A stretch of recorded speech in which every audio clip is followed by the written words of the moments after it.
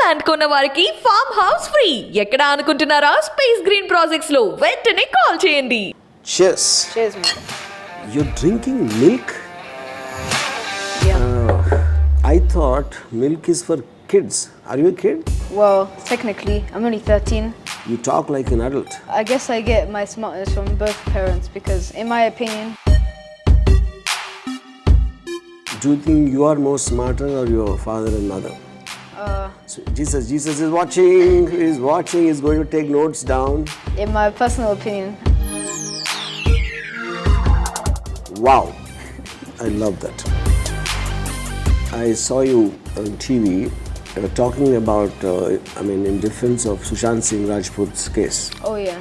Do you think there's a mystery? Do you think there's murder involved? Do you believe that? Or why do you believe that?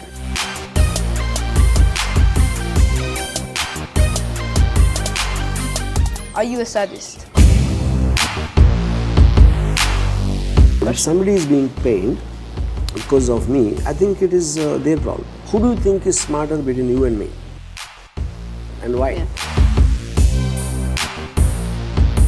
Please explain how you used those to clear your name with the Pawan Kalyan controversy that you had. I express an opinion.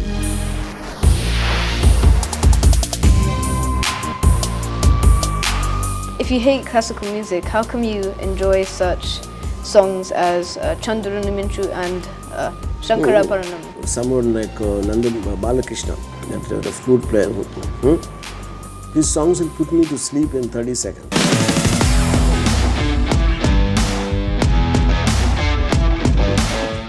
What did you learn from your religion?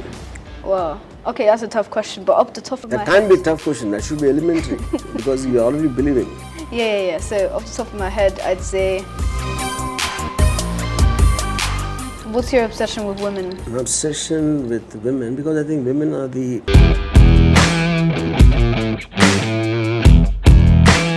I just have this feeling, and we'll talk about it 5 years down the line. I think you are going to be much bigger rebel than me. When you reach your 20, we will have another conversation at that time. Cheers. Cheers, man. You're drinking milk? Yeah. But I thought milk is for kids. Are you a kid? Well, technically, I'm only 13. It's not of adult age yet, so in a way, I am a kid. Okay, so are you looking forward to the time when you can drink vodka like me, or do you don't like people who drink alcohol? It's not that I don't like people who drink alcohol. I don't prefer alcohol. I don't really like But alcohol. did you ever drink? No. So how do you know you don't like alcohol? You don't prefer. It smells very not nice. What? Smells not very nice. Yeah. So when you called, when I was surprised to see you drink milk is because you talk like an adult. You're too smart, you're highly intelligent, you're seemingly very knowledgeable. And how did that happen? Did you get it from your father or mother or someone else or what? I have no idea. I mean, I do read books a lot, so I guess that's helping with some of my vocabulary. But I guess I get my smartness from both parents because, in my opinion, they're both pretty smart. So, yeah. Okay, now swear on Jesus and tell me, do you think you are more smarter or your father and mother? So Jesus is watching, he's going to take notes down. In my personal opinion, Yeah. I think I'm smarter than both of them. Wow, I love that. Yeah, okay, now coming to, I've been seeing some of the songs you sang and some comments you made on various people, various issues Now, my question to you is, when you say you're only 13, you're a kid, fine. Do you think, will you regret when you become an adult, or you're enjoying it, or are you looking forward to becoming an adult? Because I would like to think there'll be a lot of things which you cannot do because of the age factor. So do you want to hurry up and grow up, or you want Well- to enjoy the process of life? The only reason why I want to become an adult is so that I can get a credit card and spend money on whatever I want. But other than that, no, I'm not really looking forward to it. Obviously, the credit card thing was a joke. I'll be very wise in my credit card. But you know, I guess I'm just enjoying So life as it is in now. other I mean way, what I mean is, you seem to be more smarter than most of the adults I know, at least in the people I met. So I think for you to be even now restricted as a 13-year-old and to maybe wait for another 5 years, I think is not justified at all. Do you agree with me on that? I don't know. Thing is, I'm not really rushing to be an adult. I mean, whether it's justified or not, I'm not sure about all of that. But I know that when I'm an adult, You can't say I'm not sure. You have to give me your opinion. Okay, Or then. at least did it cross your mind at some point of time? I wish I was an adult. In a situation, I mean, Yes. I'm not saying, yeah, Definitely. that's the point, yes, yeah. Okay. When you're, for example, I saw you on TV talking about, in defense of Sushant Singh Rajput's case. oh yeah. So what do you know about that case? What do you think happened? What do I think happened? Okay, so Do you think there's a mystery? Do you think there's a murder involved? Do you believe that? yeah, I do. And why? Why do you believe that? Because everything was planned out so conveniently to make it look like But it that was. is what they've reported, isn't it? Yeah. So, like any TV channel, I think they would just say this is what happened. They're not authorized investigators. That's true. Unless it comes from a authorized police officer or a spokesman for the department, you can't take what is written in the social media or television at face value. Yeah. So with And this, you're technically 11 years old, I think. If you're 13 now, when Sushant Singh happened, you were 11. yeah, I was 11. So 11-year-old kid just listening to reports. So you felt there was an injustice done to him. That's what you're saying. Yeah. Okay. See, my point is, there are thousands of actors who come to make it in the industry. Yeah. Not even 0.001% get a chance to act. On top of that, even much lesser will be able to become a lead actor. And he was a lead actor. He was not in the top 5 or top 6. So the top 3 or 4, they're accusing them of being favorites of nepotism. And which is the depression, which was a factor. They contributed to his suicide or whatever. I mean, the murder is another conspiracy completely, Yeah. So when you're already given so much, the fact that you're not still given more, do you think that is justification? It depends, It depends if you worked hard, Wait, they worked hard, how do you know that? How does anyone know? I don't know if you work hard, you don't know if I work hard, nobody knows about anybody else. I guess you just have to trust, 'Cause Okay, now the second point, now we're coming to the nepotism part. Okay, I believe the whole society works on only nepotism because unless the family fails, it's my son, my daughter, my family. The selfish aspect is very, very integral to the familial structure in a society. Like Dhirubhai Ambani, the most richest man in Asia, he gives all his wealth to his son. Why would he give it to you? Or why would he give it to my son?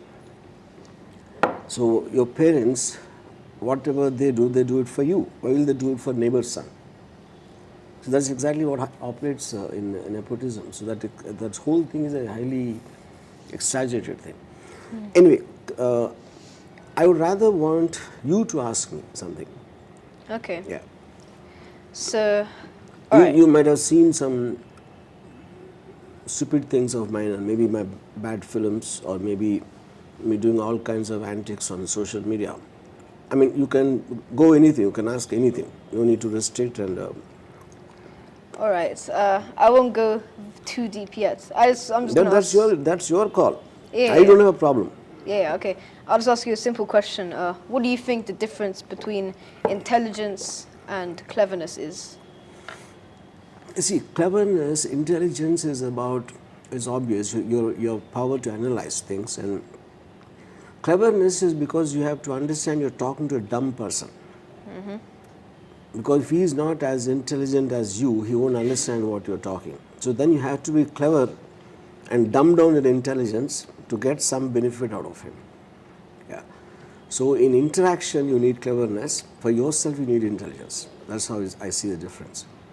So which of the two do you think you possess? Me? Yeah, I think both. both. Why do you think so? Let's see, cleverness comes out of intelligence. Intelligence is for yourself. It is a difference between expression and communication. If I can express what I feel, but communication is about expressing it in a way that you will understand. Or I might speak to you in one language, I might one way, I might speak to someone else in a completely different way, because I will tune it to that person's bandwidth. Yeah. So cleverness is being practical. No, intelligence can completely go wasted if you don't find a clever way to actually use it, apply it in the real world. All right, thank you. So, in my opinion, no matter whether you're clever or intelligence, in my opinion, you're the street smart. That's my opinion. Street smart is exactly the same thing. Street smart as a word is coming because there are people on the street, and there's practical situations which you have to deal with. Yeah.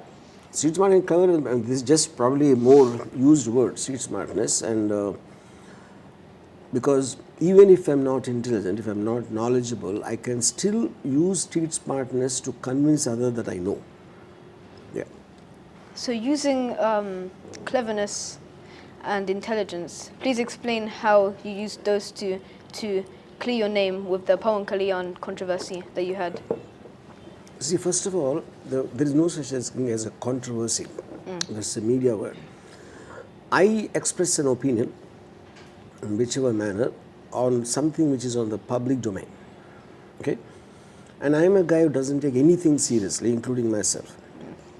So the people who take it seriously, they will read meanings into it, which is, they all keep on saying that I say stuff about Pawan Kalyan or the mega family. But the point is, I say that about everybody because of their fame, it gets registered. Yeah. Yeah. All right, thank you. So the next question, do you like classical music?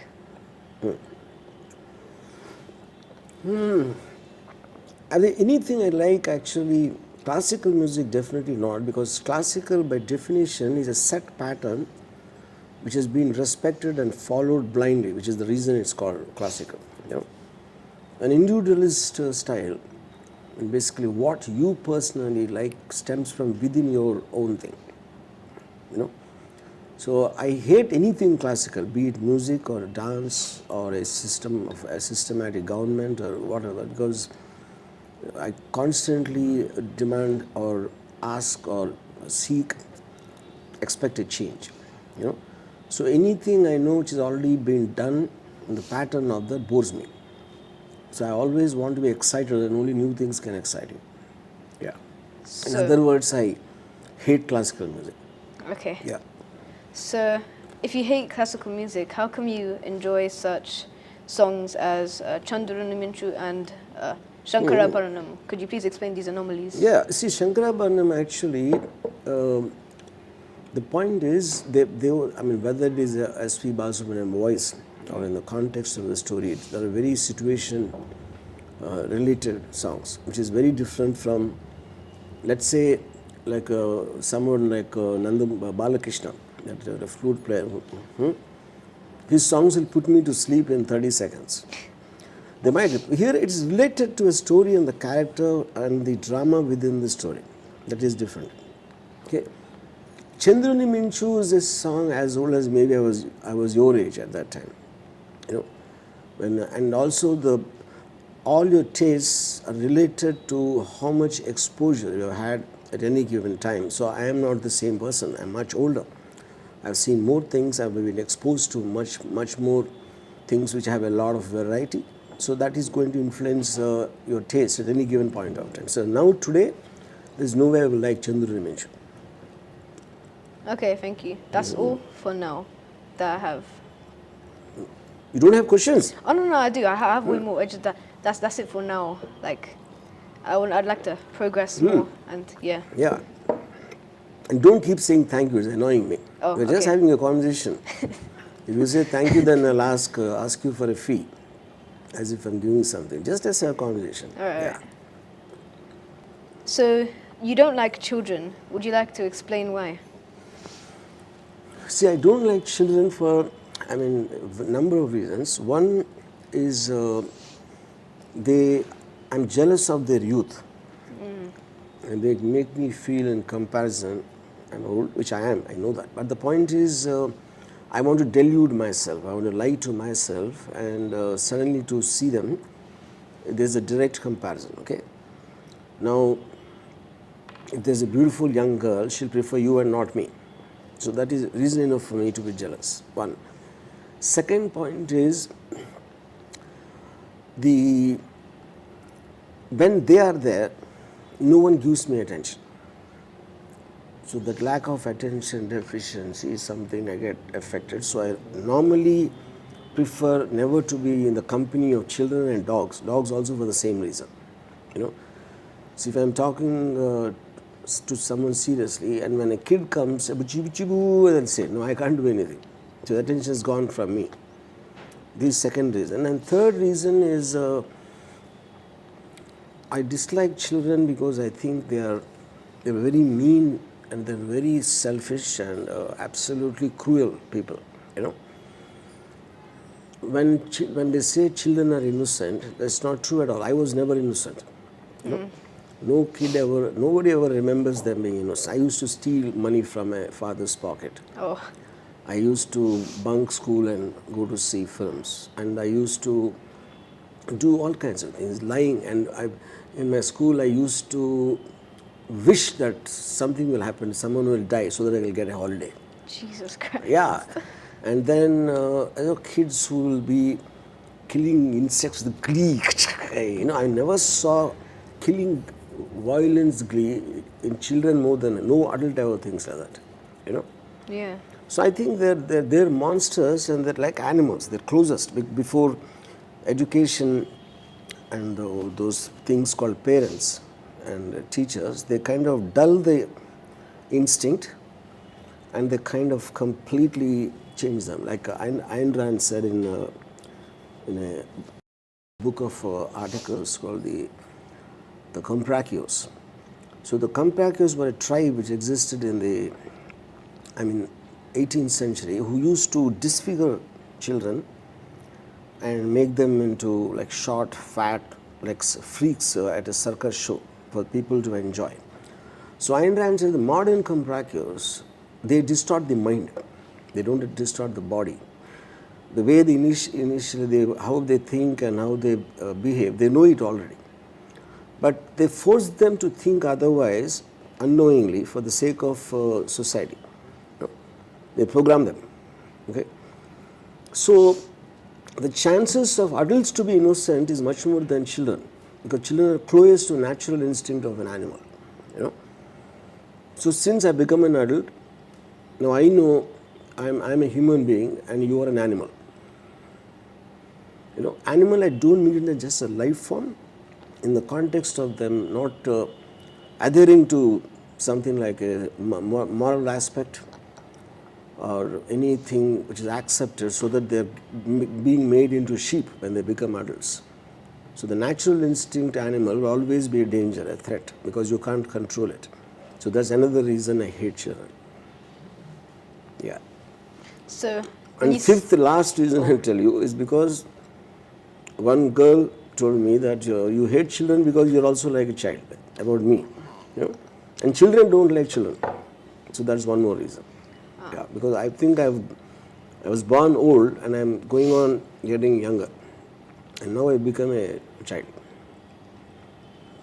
Reminds me of one movie I saw. There was this man, he was born as a very, very old man and he kept on getting younger. But that's besides the point. So, you say circus children, would you say that their brains are messed up, that they act very wild outside of the circus? Children? Yeah, like the circus children. Like, you know, Yeah, deformed and I mean, all that. see, yeah, I mean, at that time, I mean, the human beings were a kind of a, a product to be used in any which way, depending on because the might used to be ruling at the time. There were no welfare people and all that. So you are getting someone at the expense of someone else, using it like a product. So I think it doesn't even go to the point of the brains being messed up. The brain to be messed up, first they should have a brain who thinks, processes, and probably analyzes and advances in its growth.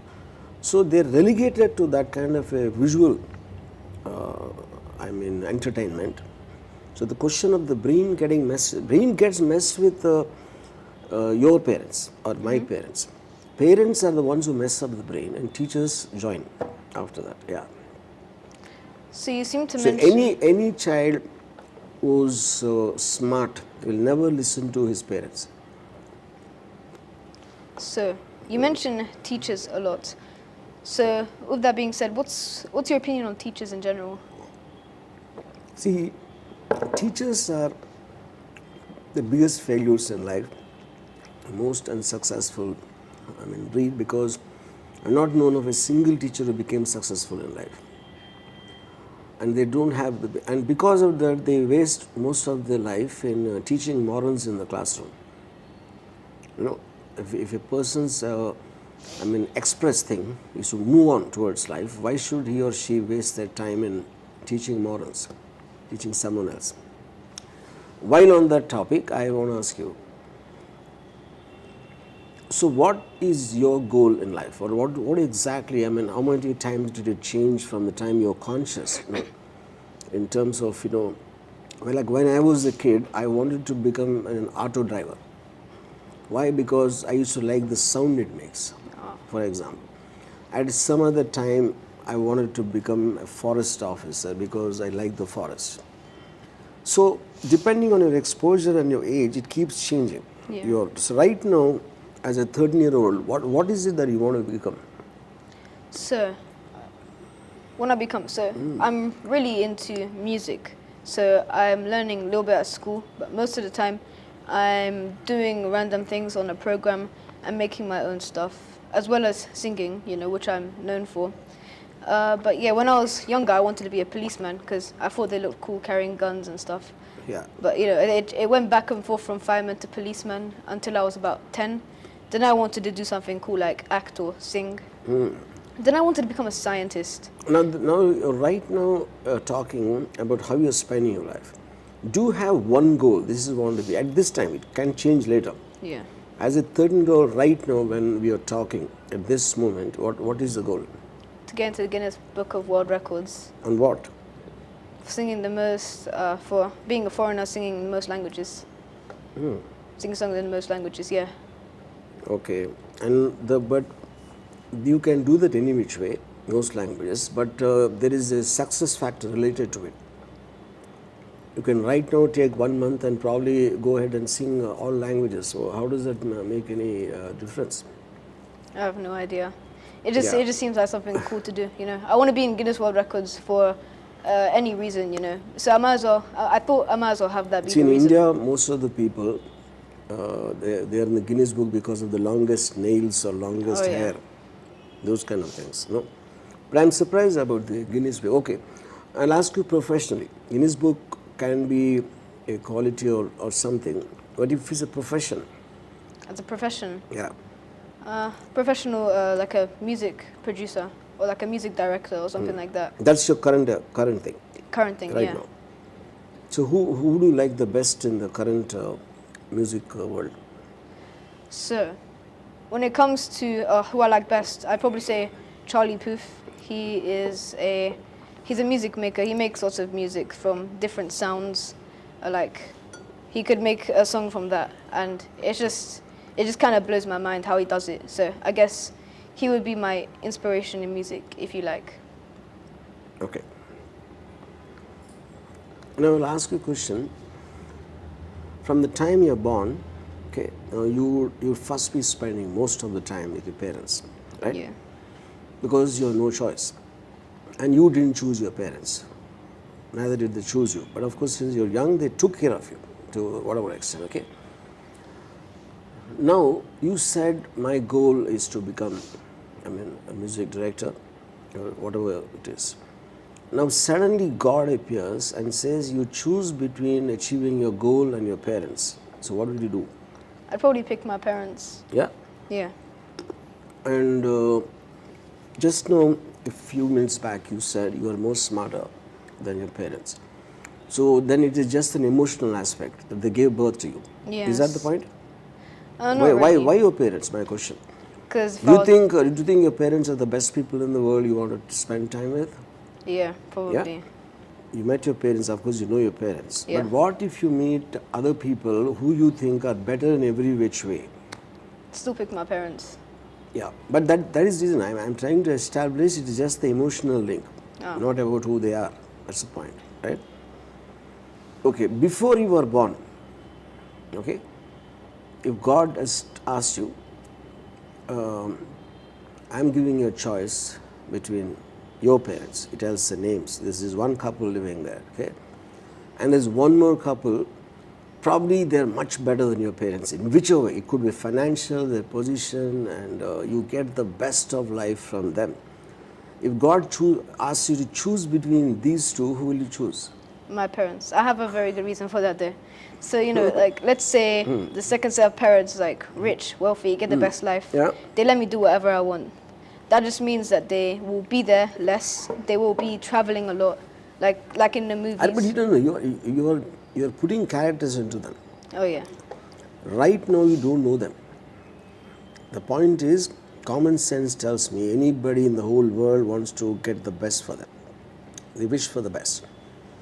Sorry, Mom. Okay, now you have an Sorry, Dad. Indian father and, Oh, yeah. and let's say Polish mother, okay? Now, which country are you loyal to? I'd say India, because, India. we follow more traditions from India rather than Poland. The most Polish thing we've ever done was eat like a Polish Christmas dinner or go to Poland itself and speak a little bit of the language. But aside from that, So you love your fatherland more than your motherland. yes. Okay. And do you go to church, you pray to Jesus? Yeah, I do. And then what about Hindu gods? Hindu gods. So here's a controversial thing that I'm probably going to say. I don't believe in them. I You don't believe in? No, I don't follow it. Well, maybe when I was little, I thought it was like, oh, Okay. cool, magical powers and that. But yeah. Okay. So you don't follow Hindu gods, that's what you're saying? Yeah. Okay. Now what do you think is the primary difference between Jesus and Hindu gods? Primary difference. What is the reason you chose that? Well, it's not really a matter of choosing. It's more of a matter of like what's believable. I grew up going to church, so that's like one thing. Like my dad wasn't too. He wasn't like you should pray to this one, you should pray to that one. He more listened to what my mum said. There was a point of time where we went to church, like a Catholic church, and then we stopped. Then we started going back to a different church altogether, and that's where we are now. So during the time where I was 8 to 13, that's when I started kind of wanting to be a Christian. But before that, I thought all like the epics, like Ramayana and Mahabharata, I thought they were all like cool, because I always wanted to grow very giant and like punch sea monsters in the face and stuff. But yeah. So Ramayana and Mahabharata are like Marvel movies to an extent. Yeah. Okay. So now, what did you learn from your religion as of today? If I ask you to tell me 3 points what you learned because of going to church or whatever. Well, okay, that's a tough question, but up the top of That my can't head. be a tough question. That should be elementary because you're already believing. Yeah. So off the top of my head, I'd say. So, for example, to prod you, I'll tell you why I hate religion and I don't believe in God, because it's not about believing is not the right point. There are billions of life forms, like insects to animals to human beings to everyone. Okay, and I feel it's being very egoistic to believe in God, thinking that He will do something special for you among all those billions.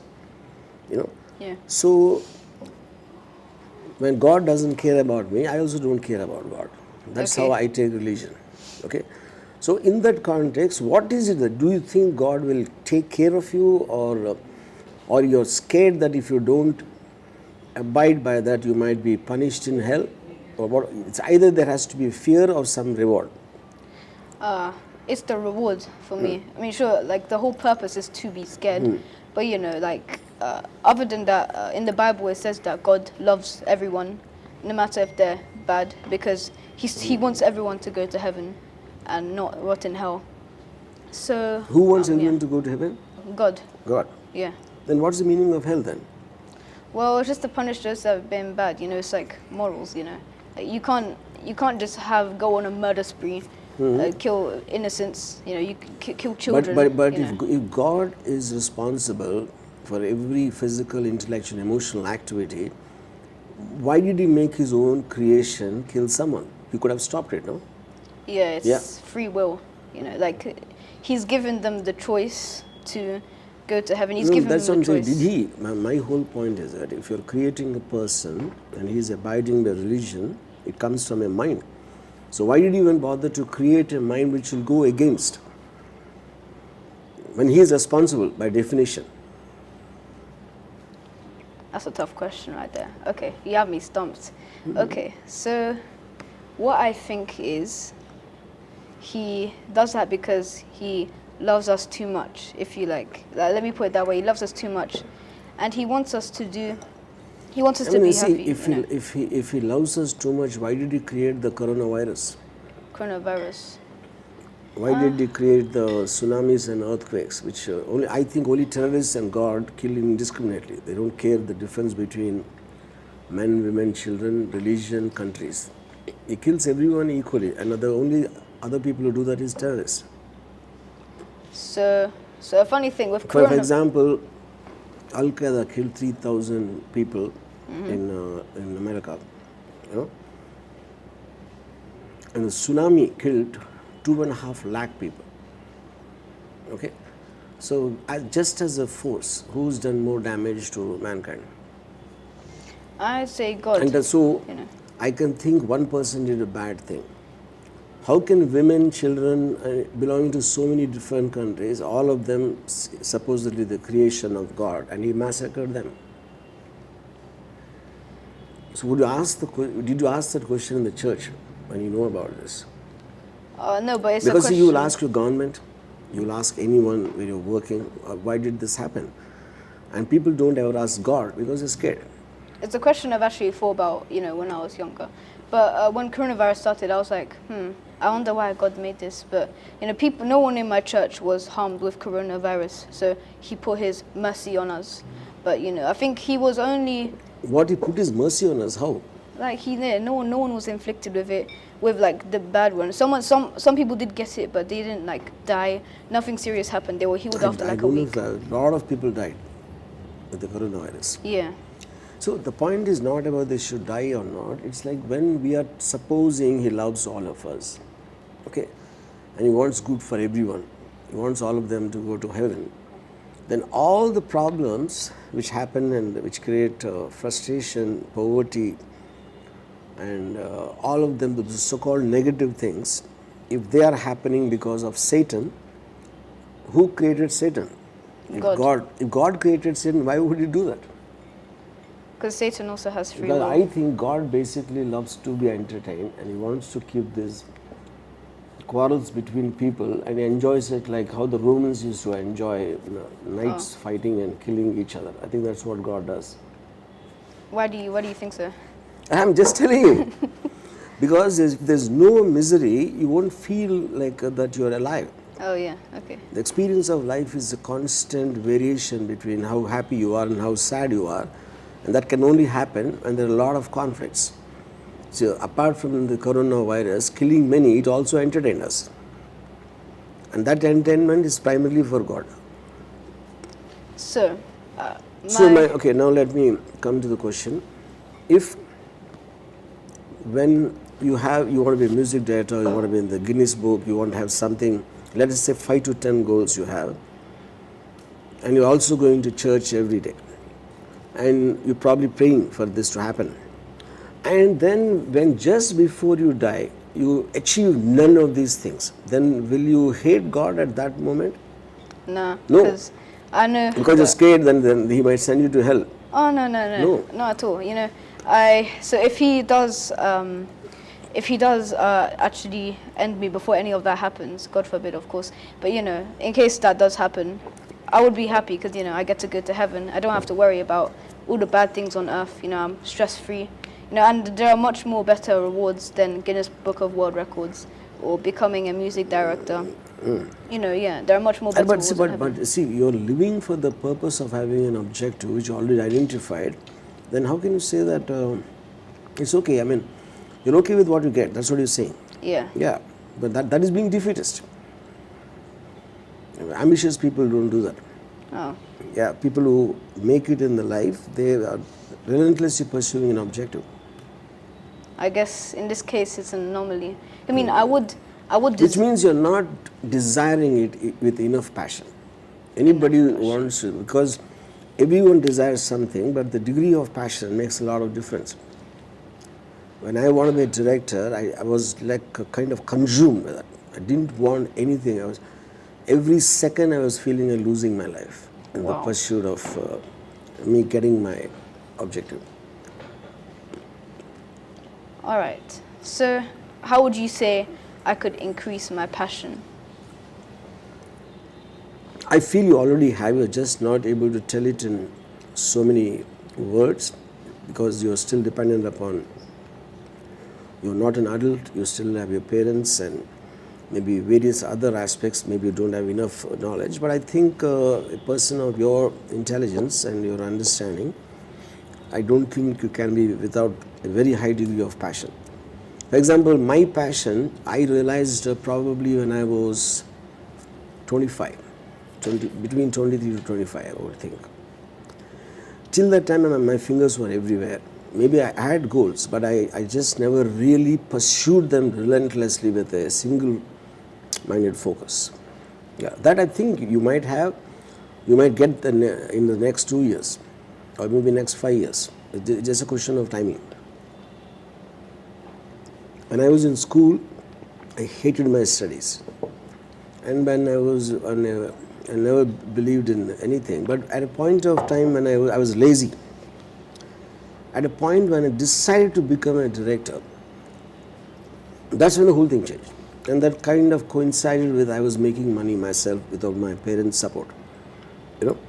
So when I became financially independent, and I don't need to care about anyone what they think, obviously the focus will be far more because the decisions are coming from only you. So when you said you're smarter than your parents, which aspect of theirs you think is dumb? Okay. Don't feel embarrassed. You should just we're having a man-to-man talk here. Or a child-to-child talk, if you feel. Yeah. I said that with the most respect I could, because you said Jesus was watching. But either way, I probably would have said me, because But okay, so which aspect do I think is not as smart? Dumb. Dumb. Okay, then let's go. Don't with that. try to. Perhaps general knowledge about certain things. Okay, fine, fair enough. Yeah. So. Now, when you said you're more connected here than to Poland, and since you live there, maybe now you live somewhere else, fine. But if you, let us for a second imagine, you live only there. So one person belonging to one country, loving another country, don't you think it comes under doing some kind of injustice to being disloyal to your own land, especially motherland? People just generally want to be very grateful and loyal to the motherland, and you are betraying Poland and your mother. I wouldn't say I'm betraying. I do still respect Poland a lot, Don't give me consolation prize. Okay. Here the matter is about making a choice only between two. I love you too. No, that doesn't work. Well, when I was little, I was always... most children were a mommy's boy, but I was a daddy's boy when I was very young because my mom was always at work, So you're betraying your mother also? Well, I'm not... Yes. Okay, yeah, okay, I mean, maybe. you take I mean, when I see your mother's picture, you take her and she gave you birth, and she went through all the trouble, and you're betraying your mother. So, What? I want an answer for this. You say either What's the you say question? yes or no. what's the question? You love your father more than your mother, is what you said. You love your fatherland No, more exact- than your motherland. These are the second two questions. So it just comes under betrayal, both your mother and your motherland. That's what I'm saying. I disagree because. And then you have to give me an answer. Okay, yeah, okay, let me do that then. Okay, so I disagree with what you said because you can still, when you are further pushed. Let us imagine this interview will never be seen by your father and mother.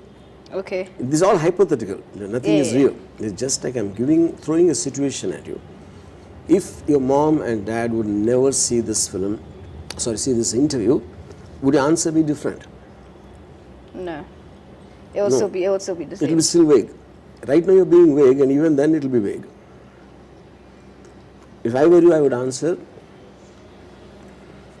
I mean, it is not as simple as just saying, I love this, I love that. There will be aspects of it. What you connect here, what you connect there. And so it is impossible to mix up. But eventually, one thing has to outweigh the other. Because you can't have the cake and eat it too, if that is the situation. Then it's also a question of what does it mean saying that I love my country? So what do you think is a country? Is my country. Well, since I was raised in England, I don't want to betray both of my parents, but sadly I am. I'd say England, because because I was brought up there. Yeah. Yeah. So that is being smart, because it's not about the country, to your sensibility, to your objectives, whatever you decided, which place suits you the most. So for example, a lot of Indians go and settle in UK and USA. I don't think it's a question of they love the country or not. I think it's a question of what works for them best where. They might go to Timbuktu also if something is better there. Okay, now in terms of do you love your parents because of the persons they are, or is it because they gave you birth and they they took care of you when you were an infant or a baby or whatever it is? So if you do you love them for that, or actually the kind of people they are keeping you out of the equation? So is it like, do I have to pick like either one or the other? Or? No, I'm giving you I'm asking you which quality is why you are so close and bound to your parents. Probably because of the kind of person they are, like No, kind of person they are means, first of all, in your age you would have not met. For example, if you are not, they were not your parents, they're people, and you meet someone else. And all of them, I would refuse to believe that you think in all the people only your parents are good persons, or whatever persons you think they are. So the emotional bond that they took care of you with so much of love and thing, that should be the main factor why you would have an emotional bond towards them, isn't it? Yeah, that's true. But like a child, let's say I'm a completely different child. Eventually any human being is being taken care of by the parents at the end of the day. Taken care is nothing but giving love and caring and feeding and giving him a good life, right? So that is the reason you love them. Right? That means you're just being selfish because they're doing good for you, you love them. And what if your father used to all the time beats you up and your mother doesn't care about you? Then even though they gave you birth, will you still love them? Yes. No. Then it defeats the purpose. Just now you already agreed that because of the love and care, I love them. And I said, when they don't give that, how can you love them even in spite of that? I'm a very confusing person. I have bonds with people, and that's based off of the friendship and how much time is spent with them and how many good memories we have and all of that stuff. So yeah, I'm a very confusing person. I have lots of opinions that contradict each other, but yeah. But that's the correct answer. But that is not the correct answer. Okay, I'll put it in another way. What if you are born to Osama bin Laden? Would you still love him? No. Yeah. Which means you're again making character judgments. It depends. It is a character judgment eventually, but he actually is given birth. You wouldn't be there without him. Wait, so he gave birth to me? No, I'm asking hypothetically. Oh, yeah. Yeah. You know, in other words, if your parents are bad, in your view, I'm saying, in the world's view, and then good in the same context. So then it comes either you are selfish about yourself, and because they added to you in love and care and whatever physical things you need, because of that. So they served your self-interest. That also proves when they go the opposite, you should hate them. Okay. What? Yeah, I'm just thinking, because you said a lot of things there, But okay, I understand your basic point. So See, my whole point is nothing, but I'm trying to just kind of peel off all the hypocrisy around relationships and trying to get at the basic of it. Your eventual love can be just your thing. I like it. Okay, fine. I don't need to answer for that, why I like it, Because the point of the obligation is not there because your parents did not have you in particular. Yeah. This guy called ZACK is who I want. Whoever they gave birth to, they would have done the same. So there is nothing special about you. Okay, so they did not give you any undue kind of a thing where you have to be grateful to them for the rest of your life. That is just a biological accident that you were born. You in particular, I am saying. So then when you don't need to be grateful to your parents, it follows that you have to do what is best for you. So my basic objective by the end of this interview, I want you to leave your parents and teachers and everything and just have a great life. okay then. So let's Anyway, now ask me a couple of questions. you a couple of questions. Yeah. So let's go a bit further back. Okay. So you said you don't like dogs as well, but do you like cats? No. Could you explain? Is it for the same reason? Because I only interact with intelligence. Yeah. What about I'm elephants? not into life forms. I might enjoy seeing them, but I don't want to be in a relationship to take care of them and go through all the other things, the baggage which comes when you take care of either animal or a person. Yeah. So have you ever had a pet before? Yeah. Oh, I well, used to have pets in almost maybe till my 20s. Like I was very fond of dogs and parrots. oh. So what did you feel when those pets died? You must have had an emotional attachment to them because they were your pets. You had to look after them. It's kind of At your that time, obligation. yes. At that time. At that Yeah, time. yeah. So what made you change? I mean, the more you understand the nature of the world, the nature of life, and the fact that we're all playing a part, completely programmed, like why you're supposed to behave in a like if I see, for example, when I see National Geographic and there's a antelope and the cub is attacked by a predator. So it just tries, and the moment it comes onto the antelope, it runs away, leaving the cub. Now that's a practical aspect of life which you cannot do anything. So many of the harsh decisions when we hear of being taken by world leaders, including terrorists, they're also coming from situations sometimes where you have to, no choice at the time, but it will be seen in different perceptions. So when I look at it objectively from so many viewpoints, I start detaching from the emotion, because emotion comes only when you strongly feel you're right. I don't believe that. In my shoes, I feel that at that time, but the truth can be completely different. So then you get emotionally detached. Yeah. So When the dog died, for example, when you said, and I might feel sad, but the truth is so many people, so many animals and people die. For example, if I'm giving like a meat to the dog to eat, the meat belongs to a live animal. yeah. And I'm discriminating just because it's my dog and that's someone else's animal. That's God's thing. So I think we're selective in our emotions. We just feel only for things which matter to us on a selfish level. So you are pick and choosing. See, for example, if I was a coronavirus, I will hate mankind for inventing the vaccine. Yeah. Now, because you're a human being, you hate the coronavirus because it's killing you. So that's all subjective. Yeah. Okay.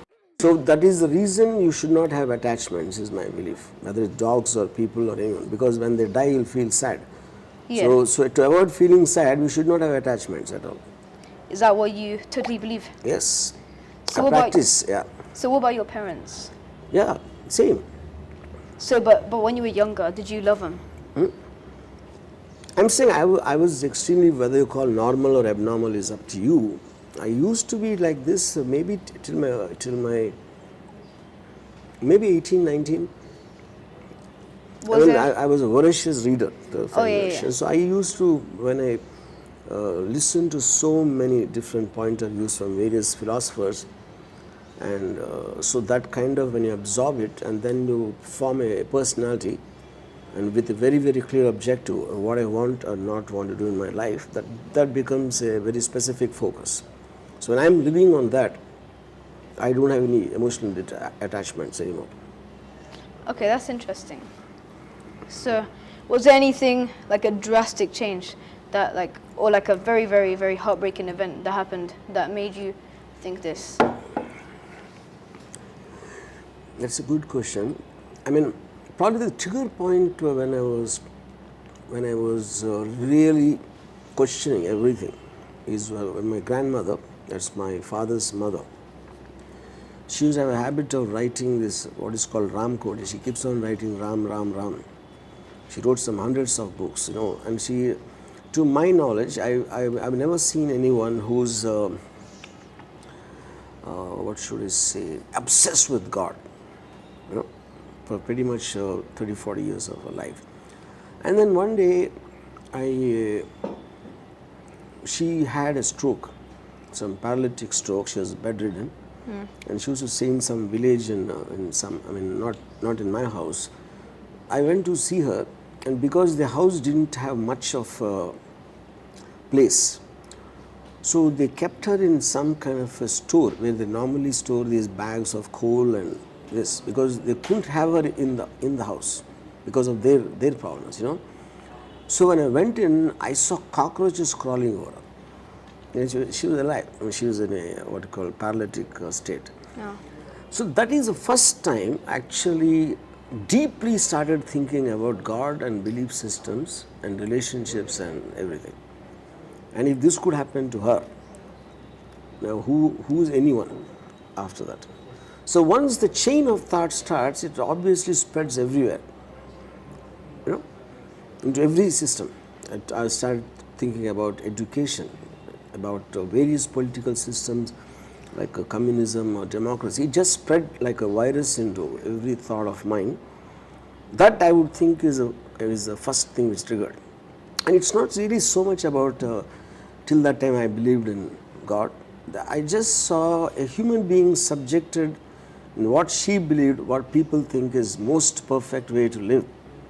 And if God could do that to her, then I started questioning about God. I was not angry with God. I was questioning the whole fundamentals of where that came from. So I saw in a few interviews that you're very, very practical. Like you get to the point. So do you think that practicality will change people for the better?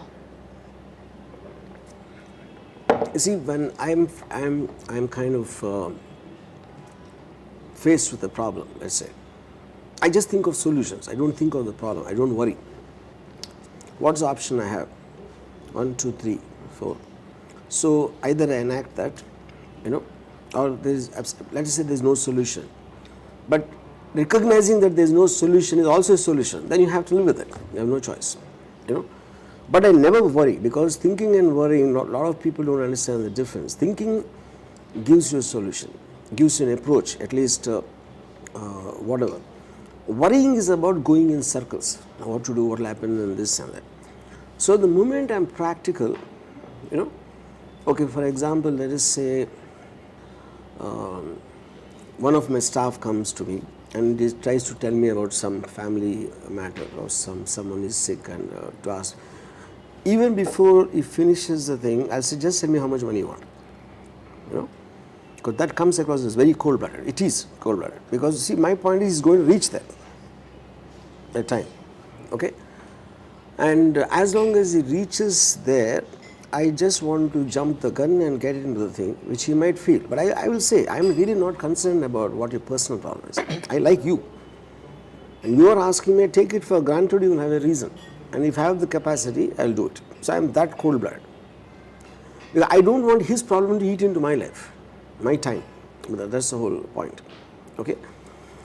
So with regard to my practical, see, when I was so independent, when somebody asked me, if you're not married and you're not into family, what do you do when you reach a stage and age where you are no longer physically capable? I said, I'll die. I will commit suicide, and in a good way, because life is about living and enjoying. And the day or a stage or a situation comes when I can't do it, I'd rather die and see what happens after the death. I'm a very curious person. Just to live for the sake of living is something I don't, I can't connect. So since we're on the topic of life and death, what do you think happens when we die? I mean, I wouldn't say that this is what happens. I believe it doesn't make a difference whatever happens, because even if you go with the same mind or whatever you have, and since our consciousness technically should stop. My bigger problem about human being is now who's ZACK, okay, or who's RGV, who's someone. We are not us. It is a compilation of your thoughts and feelings. So if a guy called X dies, we'll always say X's body is being taken, X's body is being cremated, which means they're separating the person from the body. So the person technically is just like a formless thoughts and beliefs, Now why do they even need a body then? That's one question of mine, okay? So when you are upset with someone, you're actually upset with a certain summation of beliefs and this thing. You're angry with that person, That sounds very stupid. If formless things are hanging around and they just have a body for identify that those are in this body, So the whole aspect of getting hurt, getting upset and getting any kind of a emotion, I think is fundamentally very ridiculous and stupid, which is the reason I don't feel that, So in the context of that, when it is formless and shapeless, and whether they leave the body and go, maybe they'll settle somewhere else. Or even if they are not there also, it doesn't make a difference. And the pain is a function of the body, not the mind. So when they leave the body, you don't feel the pain anymore. And you're not interacting with people, and people are the guys who create problems. So if you don't have people, and you don't have the body which creates pain, then technically you should be the most happiest when you die. And you can just fly around, and maybe you'll go to Pandora. Who knows? Nice. So Did I satisfy with my definition of death? yeah. Oh, yeah. So you said so earlier back we were on the topic of worrying. So did you worry when you first started your career and you entered into your first controversial topic, that like the first thing that made you controversial? Were you worried then? I mean, because I always had this orientation, and that is come definitely from my reading more than anything else. When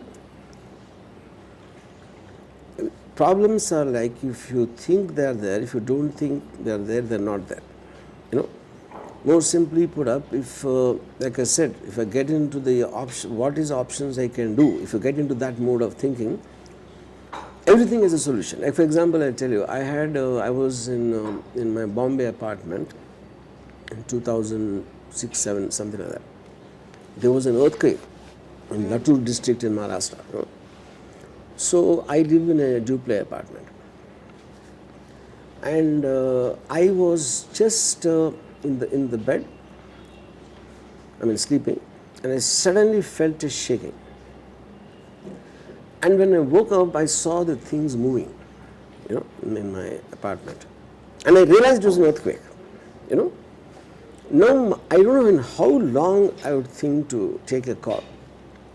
The way it was doing, I was very sure that the building is going to collapse. That's what I thought.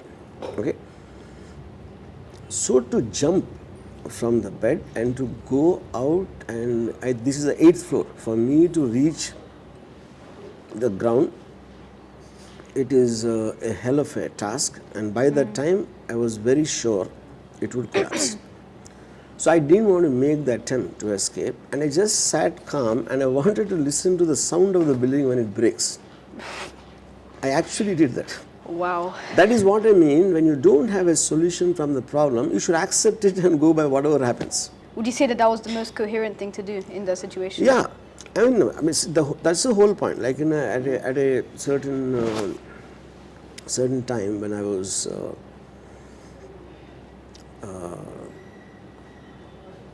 I live, like I said, I live in this duplex tower. Okay, usually when I come out, my boy who works with me, he calls the driver and says, "Sir is coming down. Keep the car ready." Now the car is at the back of the building. Okay, and now he drives it around the building and comes to the portico. So meanwhile, I come from the left. Okay, now when I came here,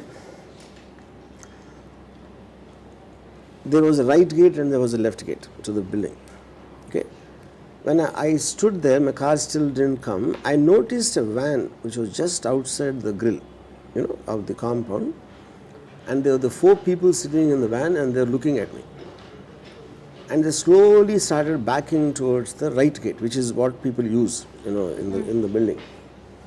I felt something uneasy seeing them look at me, and I kind of slowly went back, and they went out of my sight because there was a wall blocking, and I saw the watchman asking them something. "Well, what are you doing here?" No, that's the last thing I saw.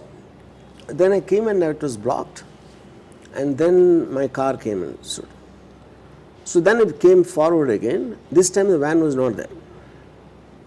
Okay, and then I thought maybe it would have further backed. I just imagined something, and I got into my back seat, of the car, and I saw my driver looking to the right at something, and I followed his thing. Now the van is inside the compound now. And the watchman is still asking, what are you guys doing? And they were still looking at me. Then I was sure that they came to kill me. I was very sure. So I either had a choice to jump out of the left seat or the right. See, left, it takes me to the left gate, which most of the time is locked. And the right gate is on the way.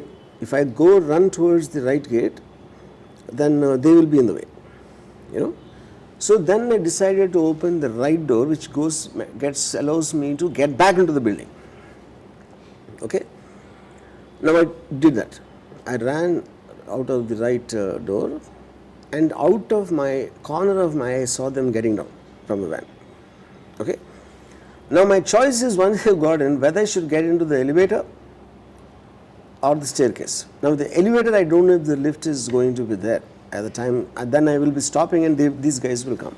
Then I took the stairs. After running 3 floors, I suddenly remember on the 2nd floor there's a friend of mine. Now also it struck me that what if they know my place also, my flat. And right now they know the building. If they knew where on the 8th floor I live, they can come there also. So what's the point in going to my flat? So I thought of coming back to the 2nd floor.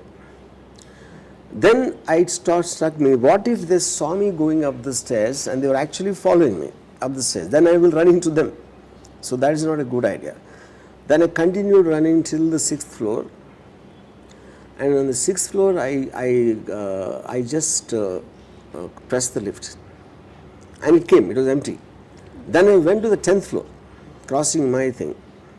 After 10 to the 10th floor, there was an apartment, and I knocked on the door, and they opened, and they were surprised to see me. They recognized me from my whatever, and I closed the door. Okay. Now I was sure I was safe, because even if they came to the floor, they won't be able to imagine I am on the 10th floor, and they won't have the time to research the whole building. That can't happen, Then I called. I wanted to take my phone, and my phone I forgot in the car.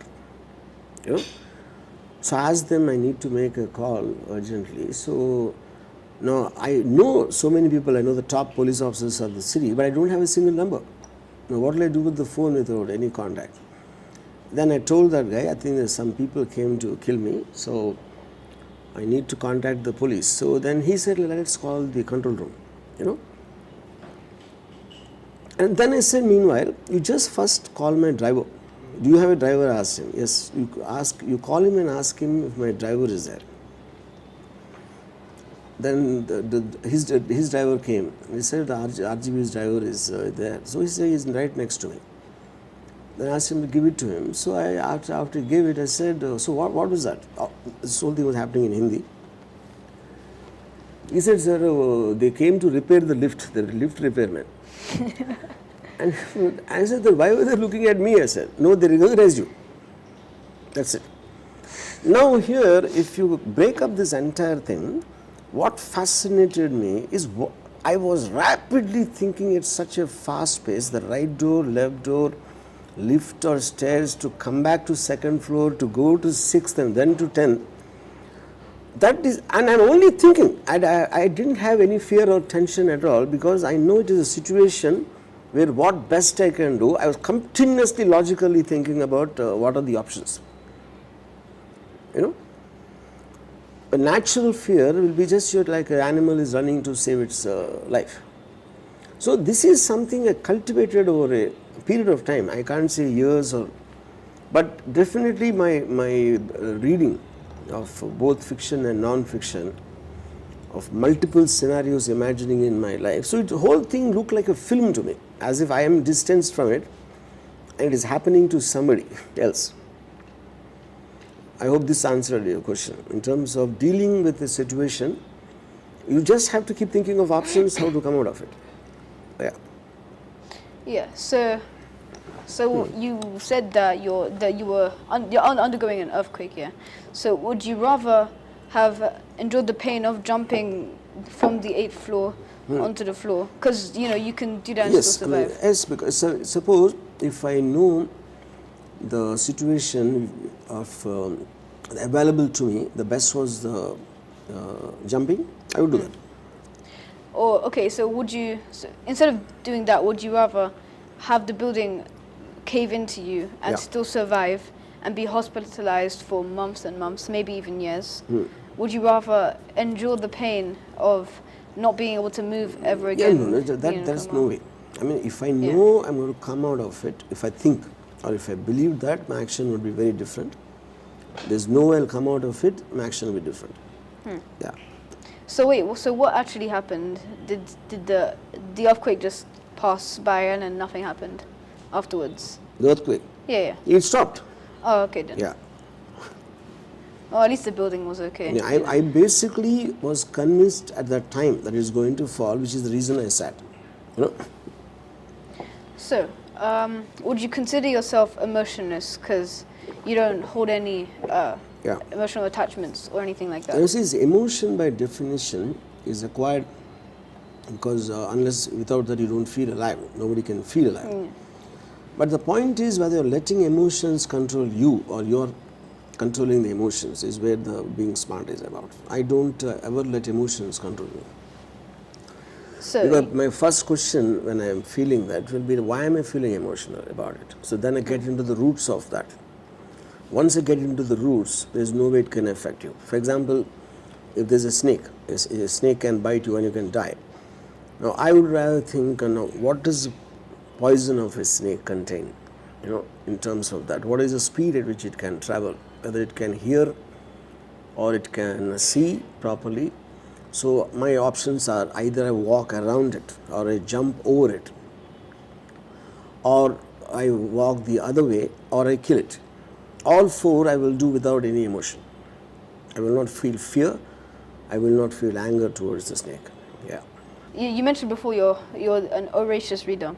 So was there ever a time where you didn't touch books, or were you always you were always reading books, or yeah? No, yeah, I mean I probably stopped reading books in the last 15 years. I would think. Is that your question? When I stopped reading? Oh yeah, the question was like, did you adapt to the reading, to your reading, or did you just do it from when you gained a conscious age and then you just kept on reading? No, I was started reading from my 5th standard, I think. By almost 9th or 10th, I finished the entire lot of James Hadley Chase. When I got into serious reading, maybe The Godfather I read at intermediate first year. Serious reading I started right from my engineering first year, like into philosophies and things, yeah. All right. So, in your opinion, which book? So when you were younger, did you so before the 5th standard, did you just dislike reading, or did you just feel? No, I indifferent? was always I just used to, even as a kid, yeah. So, in your opinion, who is the most insipid author? Insipid. Yeah. I wouldn't read an insipid author. If it doesn't interest me in the first 2 pages, why would I read it? Okay, so but let's say that someone recommended you this author and you have no idea anything about him, and you want to continue reading that book because you want to know if there are more contents. I mean, I make up my mind in it and what I'm feeling when I'm reading it. Yeah. So before you mentioned that you didn't like children, but you have a child of your own. So Yeah, the same thing. So now that I say you liken someone as a person or because of a biological bond, there's a difference. I like her as a person, but she as a person doesn't, spending time and just on the bondage, it doesn't happen. Because probably in the last 5 years, I just exchanged a couple of texts once in 6 months. And she was here about 45 days recently, and I met her for 10 minutes. Yeah. So because there's no common topic, I don't have a problem. And most of the time, I prefer to spend in the company of highly interesting, extreme people because I gain something from it and I take a huge pleasure from that. So any normal people bore me to death. are you a sadist? No. Because see, the point is, what is sadist by definition is you're deliberately creating pain for your pleasure. You know? So I don't know if you're asking in that context, if somebody is being pained because of me, I think it is their problem. So to give importance to anyone else, unless they are bringing some happiness into your life or increasing your pleasure, that relationship is stupid to have, to maintain and to sustain. Yeah. So we're on the topic of relationships.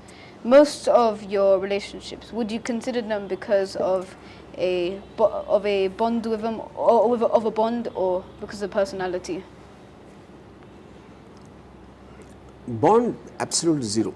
If I have a biological bond like a relative or a father, mother or children, that absolutely doesn't work for them.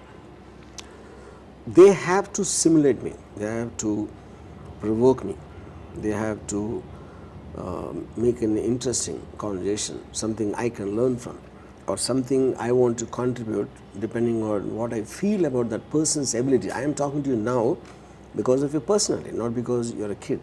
You know, if you are 40 or 14 or 8, it doesn't make a difference to me. Because I've seen children who are highly intelligent and adults who are highly stupid. So there's no correlation there. Yeah. So let's talk about your movies.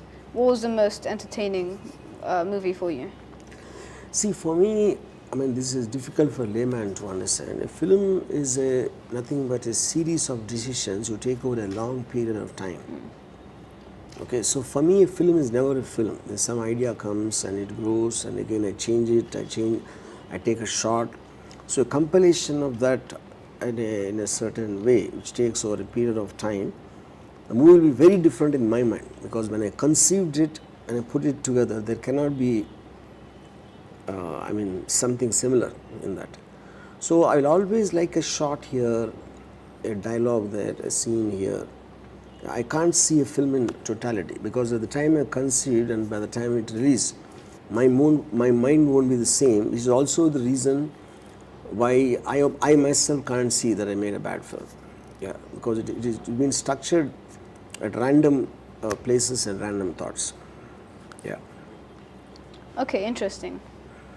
So, what made you want to make films in the first place? I think because see, film is eventually a medium. It is not like I can talk to you, or I can write a book, or I can write an article, or I can tweet, or I can make a film. All of them are communicating something I'm feeling at that time. And cinema is the best because it uses the so many fine arts like the photography to music to dialogue to acting. All of them are amalgamating into a certain coherent vision that is happening through my channel. The kind of music I like is it, the kind of photography I like is it, the kind of characters I want to capture are what interests me. But I am not a primary artist. I'm using primary arts to amalgamate them to create an emotional impact on the audience. Yeah. So it is my desire to tell a story, to tell something interesting to somebody, to see his expression, his or her expression on what I communicated. I think that is a primary thing of being a filmmaker. Then this is just a medium to communicate that, yeah. So, would you say the advance of technology has made it easier for you to write scripts? Yeah, absolutely. I mean, absolutely. Because I think every technology will have an impact on whatever anyone does in their life. Okay, now I want to ask you this question. If when you said that between you and your parents, whatever, now the fact after talking to me for this long, or whatever you might have seen of me in my interviews or something before, who do you think is smarter between you and me? Definitely you. Me, and why? Yeah. Well, first of all, you're older than me. Forgive me for saying that. But yeah, you're older than me, so you originally. And older means nothing, Yeah, because I always felt I was far more smarter than my parents, for example, or my grandparents. Well, age is nothing to do with it. Yeah. Now, if you say that you have accepted or you maybe agreed with some of the things I said, do you think you would practice them? Yeah, I think so. That is not correct, because I think everything is an opinion coming from things. This is what I did was I never followed, I never agreed with anyone. I took it as one of the inputs I have, and I cross-checked with various other point of views on the same discussion, and finally I measure it against what is it I want to be in my life, and does it get used to that? Is it useful there? For example, when in Hindus they say when you die and you do everything good here, and you go to heaven, you'll get Ramba, Urvashi, Menaka kind of angels. The reward they're giving you, sexual pleasure, and amruta. And amrutam cannot be apple juice or grape juice. It has to be some kind of an alcohol. So if you're nice here, you'll get them there. But I thought to myself, what if I go there and there's nothing? I'll be a fool for the whole of, so I'd rather enjoy that here. So for my convenience, I take every kind of a saying or a philosophy or anything and I twist and turn it to suit my convenience. That is what I think the true input, which cannot be same for you and me, because you're coming from a different space, in a different age and time. And yeah, that's what I think should be practiced. So, as a sum total, is there any one question you want to ask me? What's your obsession with women? My obsession with women, because I think women are the only reason I think anybody, it makes it worthwhile to live, because everything else you are just doing it for either society's sake or whatever sake, and the fact that I don't connect to children and family and all that, the only thing which is left in the world for me right now as we are speaking is women. Yeah. So some reports that I've read would actually contradict what you're saying, because they say your films promote misogyny and all of that stuff. So what's your counter to that? Yeah. See, misogyny is a label, and I'm telling in crystal clear logic of why I do such things, I say such things. And if you cannot contradict the logic, you can fight an idea with an idea, not by condemning it. So when I'm so open with my reasons, if you can't say anything about that, so that is just like most people are comfortable in putting labels and setting them aside because they don't have the bandwidth to understand or the brains to think about that. So I have no problem. I don't have time to think about people who have time to think about me. Yeah, that's my one-line answer. Yeah. I do everything in the open. Most of my videos with women and all, I myself tweet it. It's not like someone managed to catch it in a spy camera and did that. Yeah. So that's my statement towards life. Yeah. So, what makes you so open about things like that? Yeah. Because one is I hate lying and being hypocritic, not because it's about a virtue. It's because it makes life easier when I can say what I feel like, and it makes whoever I'm related to in professionally, for example, they already know what to expect from me. I don't want to surprise them. I don't want them to find out whatever it is. I'm like an open book. I just keep it open. So then the relationships with regard to your profession or any way, they become faster and they're bonded more, because when you're always trying to outthink or outsmart or trying to figure out the other person, you live in a state of suspicion all the time, But when you open up everything, there is no question of that. Yeah, which is so to make things faster, to increase the quality of life, and I think they are the immediate and most important benefits of being open. Yeah. So, what's your opinion on those who don't follow like the openness, like who don't? I mean, Yeah. see, my simple line of thing is, my crude version of what Ayn Rand said: I will never live for someone else's sake, neither will ask anyone to live for my sake, which is what Ayn Rand said in objectivist philosophy. That is what I probably follow. So I live by my own rules and my beliefs, and me looking down upon it, I would only do it in terms of an explanation why that won't work or why that is wrong as an opinion, but I will not condemn them. Yeah. Okay, so has directing a movie ever, like, has being a director in general ever been like a hassle at a point of time? Has dating been ever what? Has it ever been like a burden? No, I just truly enjoy. That's probably I think I enjoy directing and women. These two would be my primary passions, I would think. With directing, what keeps you going? Is it the money? Is it the fame? I define success as you get up in the morning until you sleep in the night. If you're able to do whatever you feel like doing, that for me is success. I know many hugely moneyed people. They can't. They're still scared of society. They're still scared of their family. They're all the time wanting acceptance. I am not that. So for me, it's success, and what makes me happy is to be able to do what I feel like doing at any given point.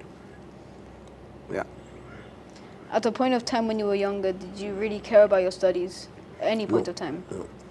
I didn't care because I only cared about, ever since I was conscious, only about things which will excite me and make me happy. I never took the burden of responsibility seriously. What was your reaction when you realized that your writing was genius?